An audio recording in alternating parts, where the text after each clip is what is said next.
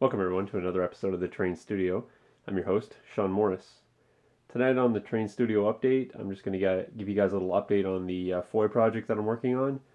In front of you, obviously, you can see some of the tiles that I'm still sketching out.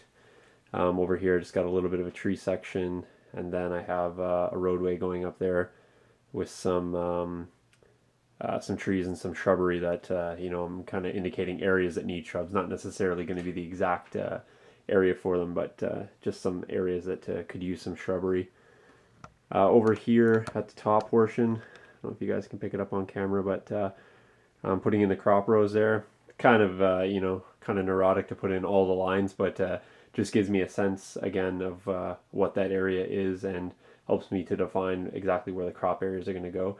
Later on, I can actually use the rulered lines here to trace onto the sheeting material for the crop rows. So that does actually come into play a little later on.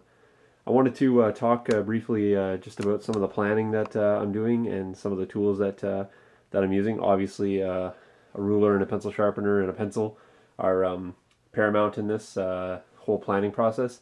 But if you haven't seen one of these rulers before, they're used by drafters and architects, and it's a flexible ruler, but what's really great about it is that it holds the flex. So when I'm making an angled or a curved road section per se, say something like this, maybe zoom out a little bit more, something like that, I can do one side of the road and then I can move it to the other side and I hold the same curve, which is really important because it's really kind of hard when you start making roads that have curved sections in them to get them to line up properly and to maintain the same ratio. So having this bendable but posable ruler is really handy. So I picked this up at Michael's a few years back, and I've been using it ever since because doing curves and replicating curves is something that's quite difficult. So that's kind of a handy tool if you guys are thinking about kind of getting into the terrain making world.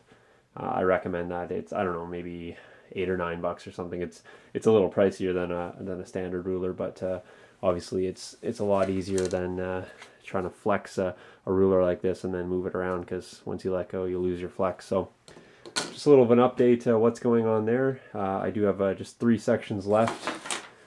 Currently I'm down in this area right here, so that crop row that I showed you is these 2 tiles, and then I just got some sections down here. So bottom 2 crop rows, and then mainly just a forested section with 1 road. So pretty simplistic in terms of drawing those in. So I'm just putting maybe 6 or 7 trees in to indicate forest areas. But so pretty much I'm all done in the planning, and I'll give you guys an update and show you what the entire project looks like together. So I also want to make mention to my workspace. A lot of people are asking me where I work.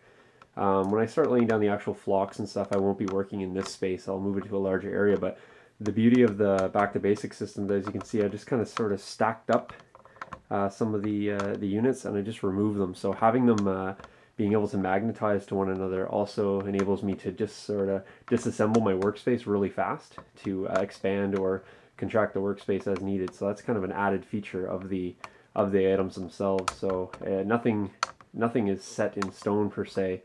So that's kind of a nice ability, and also you can change your workspace as you need items in other locations, and just gives you the versatility. So just kind of a cool item, and somebody had asked me about that, so I thought I'd just throw that in the update. So I'll catch you guys in the next update, and thanks for watching. Cheers.